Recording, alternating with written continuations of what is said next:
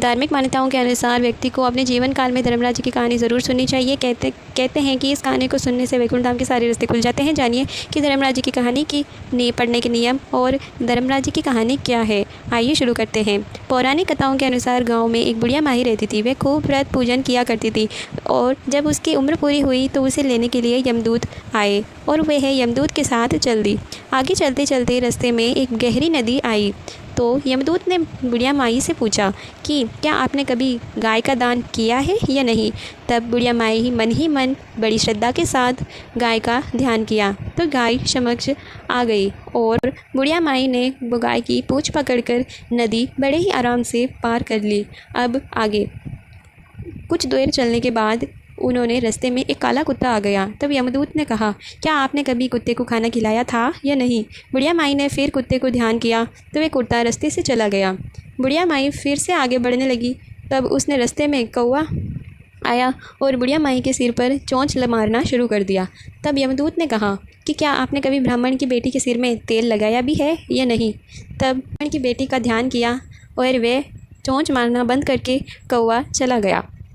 फिर आगे चलने पर बुढ़िया माई के पैरों में कांटे चुभने शुरू हो गए थे।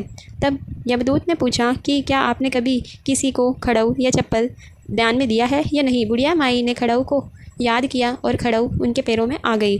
बुढ़िया माई फिर आगे बढ़े तो चित्रगुप्त जी ने यमराज से कहा कि आप यहाँ किसे लेकर आ गए हैं। तब यमराज जी ने बोला कि बुढ़िया माई ने दान पुण्य तो बहुत किया है लेकिन उन्होंने कभी अपने जीवन काल में धर्मराज जी के लिए कुछ नहीं किया, इसीलिए आगे जाने के लिए द्वार बंद हैं।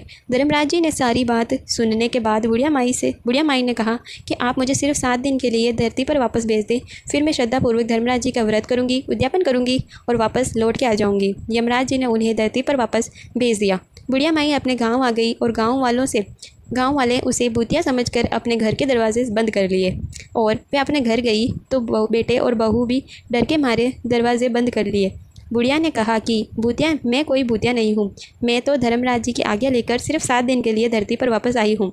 इन 7 दिनों में धर्मराजपन करूँगी जिससे मेरी आगे के परलोक के रास्ते खुल जाएंगे। बुढ़िया माई बात सुनकर बहू और बेटे ने सारी सामग्री का इंतजाम करवाया, लेकिन बुढ़िया माई कहानी कहती तब उसकी हुंकार कोई नहीं भरता, जिससे बुढ़िया माई अपने पड़ोसन को कहानी कहती और सुनाती और हुंकार भरवाती।